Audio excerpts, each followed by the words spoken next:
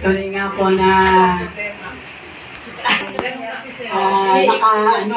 yung ibig sabihin malungkot, gano'n. Pero purihin ng Panginoon sa buhay po natin,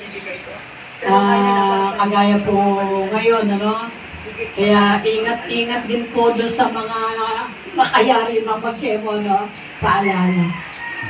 Kasi yung manugang ko, Sister Belen, yung karanasan, kumbaga karanasan ano, na ulit, gano'n, yung pong, kagaya po nung manugang ko si, asawa ni Jane.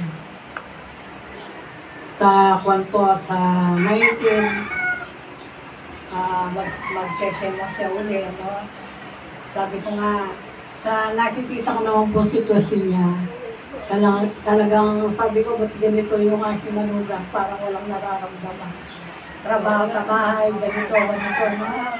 Kung ano-ano yung mga kinakalukot, kagaya kahapon, talaga namang bang mag-bless ka, bagamat nandun sila sa sitwasyon gano'n. Hindi mo sila pinakakagtaan ng lungkot. Yun nga po yung sabi niya, sa ganyang sitwasyon, bawal po talaga yung stress. Kaya paglaganan natin yung mga stress na dumarating sa buhay natin. Kaya yun nga po,